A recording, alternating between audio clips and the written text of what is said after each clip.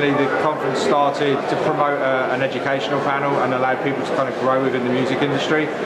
Throughout the years it's been tailored into like a house and techno conference, and then this year it expanded much more into an electronic music conference that was builds in elements of dubstep, drum and bass, trap, future hip hop, and it's really kind of grown, amalgamated into now a platform where educational people can enter the industry, move to the next steps and get the foundations right, and people within the professional kind of format and placement in the industry can actually learn, seek out new trends and new developments and kind of see how that evolves probably year on year. By checking out the photos of the previous years, I must say that you have upgraded a lot the organization of the conference. Is that right, or is just an impression that I have? This year we've made real kind of leads in terms of how the conference is now structured. You know, we've moved to a much more hands-on appeal to the conference in regards to the product is actually in the building and actually you can touch and feel. Also, everything that's being done today is recorded, so all of our talks are recorded, will be shared online. We've also brought in new formats, like, for example, Touring Records have come down. They've got their own academy that's happening literally as we speak, with Croc and Fitch and Funk Agenda talking about how they make their tracks. So there's a real focus on kind of production, how you can make your way in the industry, how do your demos get heard, from that how do you make money, and then how do you sustain a career. Yeah, and that's just on the educational platform really. You know, from what we also do is showcase other forms of the industry, so A&R, sync, media, social media even, you know, what's the benefits, what's the negatives in the industry that's trying to be eradicated, what's happening next so these guys can jump on it. So yeah, we're constantly moving, we're constantly adapting to the industry, and I think the platform this year has really kind of shown exactly what we're about. The panels both for the academy and in the professional side are really helpful with very well-known speakers. How did you decide the topics and the speakers? Our programming manager, Sheena Allen, she works on a very good skeleton brief that comes in about what topics are about.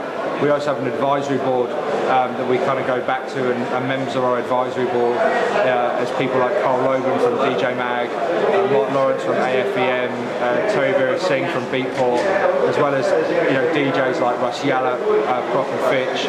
We've got Shogun Audio on there as well, Keir Tara from Shogun Audio. So we have a real kind of breadth of people that we can tap into and say, what are the issues that you guys are seeing, what are the issues that you guys are facing or see that's happening that we can kind of answer, and who we get to answer them questions.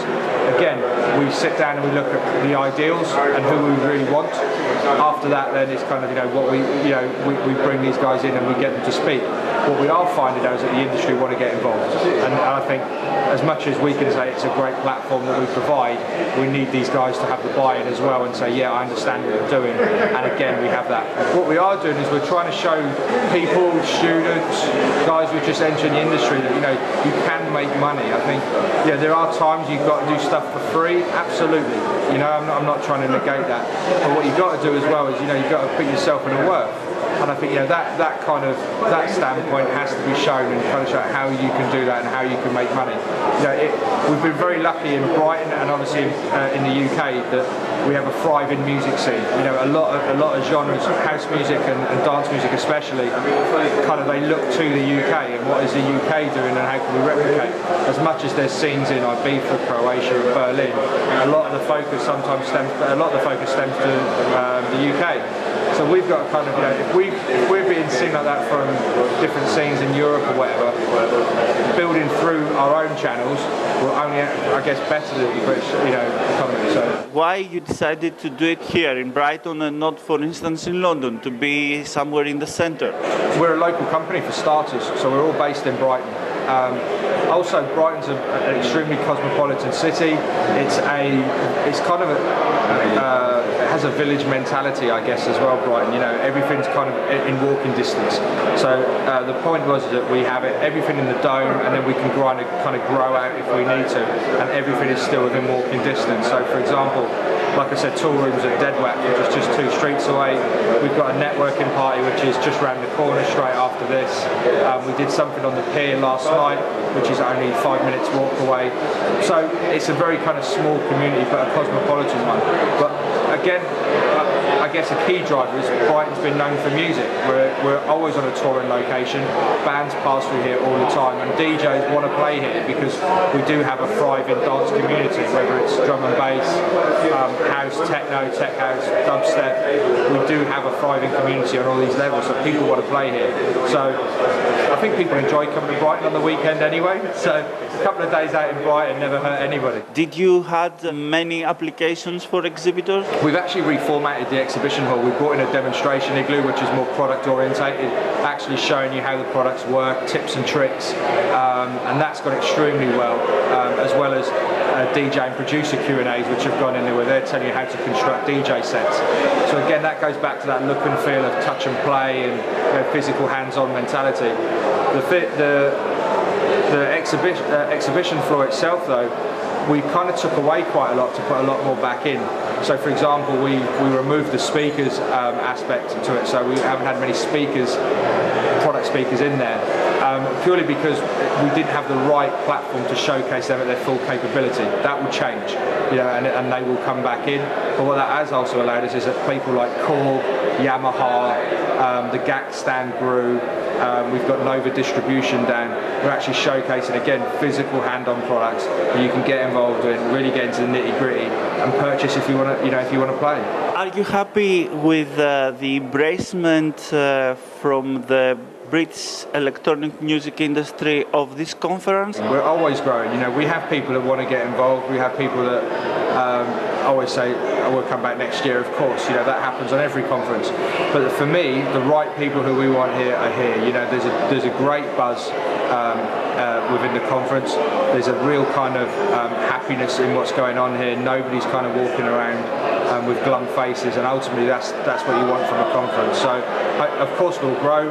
Hopefully people that have missed out this year or might have been 50-50 will see the videos online, see what's happened, and actually go, next year I'll pick that up. And it's one of them places that we kind of make it a destination. Brighton Music Conference, do you think that is going to compete with other conferences like the Amsterdam Dance Event or the Ibiza Music Summit? I think we've got to be realistic. Yes, you're right. We're actually spoken about in them terms, which is extremely flattering. When people talk about music conferences, it seems to go ADE, IMS, and then maybe Brighton Music Conference. So we're extremely flattered that we're put in that with them ilk of conferences. But at the same time, we also know where we stand. This is only year 3. So we understand that we're building towards something. What we're building towards, I hope that we go to the same levels as ADE and IMS, of course. But for me, I'd much rather focus on kind of local, national, UK type of vibe. Being the UK's #1 electronic music conference is a great position to be at, and I want to grow that out and really make a move there. And how we grow out of that, let's wait and see. When you see the electronic music getting into the commercial charts, do you think this is hopeful for the electronic music scene in the UK? It's only positive. If dance music comes back into popular culture like it is and sustains it, that's only positive for the industry, because it just means that there's another generation that's going to feed through that. If somebody's listening to a pop act right now, let's use David Guetta, Calvin Harris, that sort of aspect, they're then probably moving into Deadmau5 and then moving into that type of ilk. But alternatively, they could also be going down to Skrillex, down to Diplo, through Jack U and out of that way. So they're constantly moving and evolving, and it's only positive, because from there, when they grow up, their tastes change, and then they probably might go into underground music, or they slightly diversify into drum and bass, or to dubstep or trap.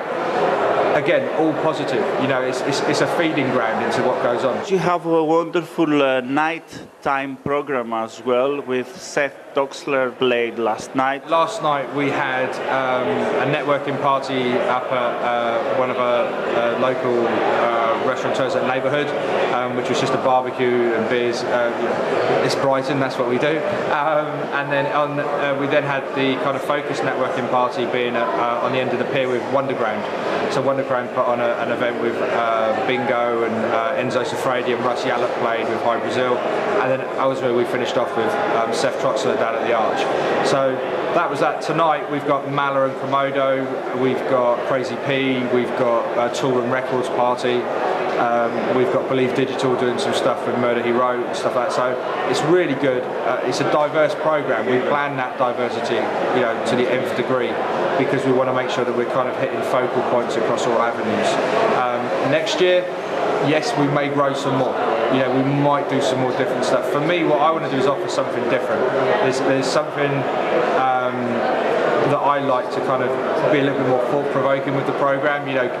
For me, I'd much rather go and see Toolroom Records at a networking party that's really small and intimate that we can allow that to do, rather than the big stage events, because actually they happen an awful lot in London and in Manchester and stuff like that. But a working conference or an industry conference, you want to see something different, and Toolroom buy into that idea and they understand that thing, and I think that's exactly the way that we'll probably be moving. Let's talk a little bit about your alliance with the charity. Last Night a DJ has been a partner of ours for the last 3 years. We work closely with them in regards of they're our only charity partner this year. We totally support what they're doing and what they stand for, and I think it's something that really industry needs to get into. In regards to supporting charities that are worthwhile. And I think as an industry point of view, Last Night a DJ Saved My Life is actually it should be very close to a lot of electronic music people. What are you going to do next year? Are there any plans? Did you have any ideas coming up? I'm walking around now thinking I'm going to do that next year, I'm going to do that next year. I know there's going to be some growth areas next year. I guess everything's TBC, nothing's nailed down for certain. But I imagine that some of the stuff that's worked really well this year will be brought more to the forefront. I'm really pleased with the panels and the seminars that have gone on. So can we retweak them and maybe separate them slightly differently? Still keeping within the academy and the professional, but just kind of how we tailor it. Just to make it that little bit better. But that'll all come, I'm sure. Are you happy with the attendance figures of the conference then? Oh, absolutely. Absolutely, yeah. We've outsold last year, year on year, which is fantastic. It shows that we're growing. So that means for the last 3 years we've grown and grown. I can't expect that. I expect more of the same next year. I have my own targets that I want to achieve. So absolutely, I'm more than happy with this year.